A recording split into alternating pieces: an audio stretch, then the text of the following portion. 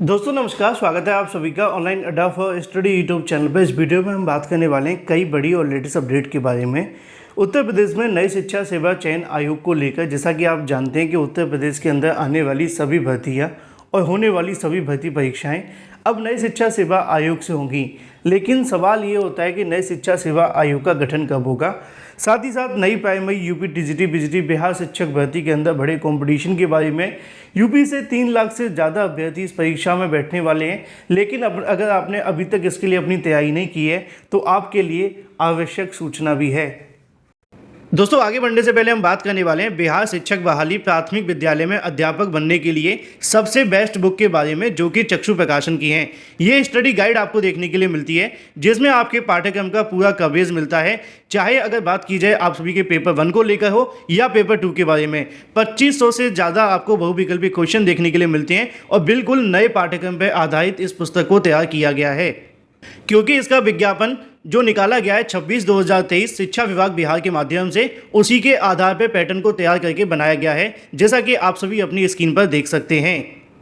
इस बुक में आपको थ्योरी के साथ साथ मिलते हैं परीक्षा में आने वाले सभी महत्वपूर्ण क्वेश्चन। साथ ही साथ आप सभी को मिलती है सटीक उत्तरमाला, और सटीक उत्तरमाला के साथ आपको मिलता है व्याख्यात्मक हल भी। गाइड के साथ साथ चक्षु प्रकाशन का प्रैक्टिस सेट भी आता है, जिसके साथ आप सभी अपनी तैयारी को और भी मजबूत बना सकते हैं। इन दोनों के लिंक मैंने आपको वीडियो की डिस्क्रिप्शन में दे दिए हैं। आप चाहें तो अमेजोन या फ्लिपकार्ट से या फिर अपने नज़दीकी स्टोर से परचेज कर सकते हैं। लिंक वीडियो की डिस्क्रिप्शन में है। शुरुआत करते हैं सबसे पहली अपडेट को लेकर। लेकिन अगर आपने अभी तक इस चैनल को सब्सक्राइब नहीं किया तो जल्दी से करके बेल आइकन को दबा लो, क्योंकि लेटेस्ट वीडियोस की नोटिफिकेशन आपको सबसे पहले मिलते रहेंगे। और वीडियो को लाइक और शेयर अवश्य कर दें। शुरुआत करते हैं पहली अपडेट, जो कि आपके सामने है। जब भी किसी भर्ती के अंदर ज़्यादा घोटाला हो जाता है या फिर भर्ती के अंदर भ्रष्टाचार हो जाता है, तो उसी समय पर आप सभी के सामने एक नई अपडेट देखने के लिए मिलती है। और वो नई अपडेट होती है नई भर्ती को लेकर, क्योंकि पुरानी भर्ती को भुलाने का सिर्फ एक ही रास्ता होता है छात्रों के पास में, या तो पुरानी भर्ती को रद्द कर दिया जाए या फिर नई भर्ती निकाल दी जाए। अब ये कहीं ना कहीं बार बार हर भर्ती के अंदर होता है। पहले तो लगता था कि सच में नई भर्ती आ जाएगी, लेकिन अब इसके बारे में आपको डिटेल में मैं बता दूं। लेखपाल को लेकर हाल ही में जब 8000 पदों पर भर्ती को लेकर भ्रष्टाचार के आरोप लगे, तो उसके बाद से उसी समय पर न्यूज़पेपर के अंदर 4500 से अधिक पदों पर भर्ती को लेकर लगातार जानकारी आने लगी। अब एक बार फिर से अगर बात की जाए, लेखपाल को लेकर छात्र आंदोलन कर रहे थे, मांग कर रहे थे ट्विटर पर, है ना, जिसमें फेल अभ्यर्थी को भी पास कर दिया गया। जिसने उत्तर कुंजी का इस्तेमाल करके परीक्षा को दिया वो भी पास हो गई, उसको शॉर्टलिस्ट कर लिया गया। लेकिन जब ऐसे आरोप लगते हैं तो उसी समय पर नई भर्ती को लेकर एक कहीं ना कहीं फुलझड़ी छोड़ दी जाती है और छात्र डाइवर्ट हो जाते हैं। लेखपाल को लेकर बताया जा रहा है कि लेखपाल के 4500 पदों पर भर्ती होगी। मैं ये नहीं कह रहा कि 4500 पदों पर भर्ती नहीं होगी, मैं ये कह रहा हूँ कि 4500 पदों पर भर्ती तो 100% होगी। लेकिन ये कहीं ना कहीं पुरानी भर्ती को भुलाने का भी एक तरीका होता है, जो कि सरकार हमेशा इस्तेमाल करती रहती है। लेखपाल के 4500 पदों पर होगी भर्ती। राजस्व परिषद के माध्यम से इन पदों पर भर्ती कराने की तैयारी की जा रही है। इस संबंध में परिषद की ओर से जल्द ही उत्तर प्रदेश अधीनस्थ सेवा चयन आयोग को भर्ती का प्रस्ताव भेजने की तैयारियां हैं। प्रदेश के लेखपाल के 30,827 पद सृजित हैं। इनमें से 18,288 पद भरे हैं, जबकि 12,599 पद रिक्त हैं। इन रिक्त पदों पर 8,085 पदों पर भर्ती के लिए उत्तर प्रदेश अधीनस्थ सेवा चयन आयोग के माध्यम से पिछले साल जुलाई में परीक्षा करवाई गई थी, लेकिन इसका परिणाम घोषित नहीं किया जा सका। शेष अगर बात की जाए 4500, यहाँ परिणाम का जो मतलब लिखा हुआ है वो ये है कि अंतिम चयन अभी तक किसी का नहीं हुआ है डॉक्यूमेंट वेरिफिकेशन को लेकर, क्योंकि यहाँ पे उनके माध्यम से 27,000 को शॉर्टलिस्ट तो किया गया है, लेकिन अभी तक पूरे तरीके से किसी को नौकरी नहीं मिली है। लेकिन वही 4500 पदों पर भर्ती को लेकर जानकारी आने लगी है। बात कर लेते हैं अपनी अगली अपडेट के बारे में, जो कि संबंधित है नई शिक्षा सेवा चयन आयोग के गठन को लेकर सीएम योगी कैबिनेट बैठक के बारे में, साथ ही साथ नई प्राइमरी शिक्षक भर्ती, इसके अलावा यूपी टीजीटी पीजीटी को लेकर। दोस्तों जैसा कि आप जानते हैं कि यूपी टीजीटी पीजीटी हो या फिर नई प्राइमरी शिक्षक भर्ती, इन सभी के लिए छात्र मांग तो कर रहे हैं, लेकिन ये मांग तभी पूरी होगी जब नया शिक्षा सेवा आयोग बनेगा। बीते 2 रविवार से छात्रों के माध्यम से इसको लेकर ट्विटर पर मांग भी रखी गई कि नई शिक्षा सेवा आयोग का गठन जल्द से जल्द करवा दिया जाए।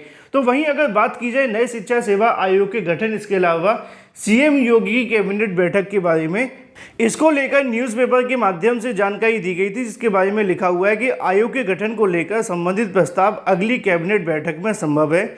कई रिटायर्ड आईएएस इसके अलावा पूर्व कुलपति को अध्यक्ष की दौड़ में आगे हैं। अगर बात की जाए प्राथमिक से लेकर उच्च शिक्षा तक के शैक्षिक संस्थानों में शिक्षक की नियुक्ति के लिए उत्तर प्रदेश शिक्षा सेवा चयन आयोग गठन करने की जो कवायद है वो तेज हो गई है। इसके गठन से संबंधित संशोधित प्रस्ताव कैबिनेट की अगली बैठक में पेश किए जाने की संभावना है। अब सवाल ये था कि अगली कैबिनेट बैठक कब होगी, क्योंकि इसको लेकर छात्रों के माध्यम से पूछा भी जा रहा था कि नई शिक्षा सेवा आयोग को लेकर आज कैबिनेट की बैठक होने वाली है या फिर नहीं। तो फिलहाल अगर मैं न्यूज़पेपर की जानकारी आपको दूं तो ये कल का ही न्यूज़पेपर है, जिसके बारे में लिखा हुआ है कि महाविद्यालय में असिस्टेंट प्रोफेसर भर्ती शुरू करने के लिए हाईकोर्ट में याचिका दाखिल की गई थी। इसके मद्देनज़र मंगलवार को कैबिनेट के बैठक में ड्राफ्ट को मंजूरी के लिए रखा जा सकता है। अब ये जो मंगलवार की यहाँ पर बात की गई है वो आज की ही बात की गई थी कल के न्यूज़पेपर के अंदर। अब आज अभी तक तो कैबिनेट बैठक को लेकर अभी कोई आधिकारिक पत्र जारी नहीं हुआ है। देर शाम तक आप सभी को इंतजार करना होगा कैबिनेट बैठक को लेकर। अगर कैबिनेट बैठक का आयोजन किया जाता है और नई शिक्षा सेवा आयोग को लेकर मंजूरी की बात आती है, जो कि न्यूज़पेपर के अंदर बताया गया था कि मंगलवार को मंजूरी मिल सकती है, तो ये आपके लिए अच्छी और गुड न्यूज़ होगी। जैसे ही कोई अपडेट निकलेगी सबसे पहले आपको इसी चैनल के माध्यम से दे दी जाएगी।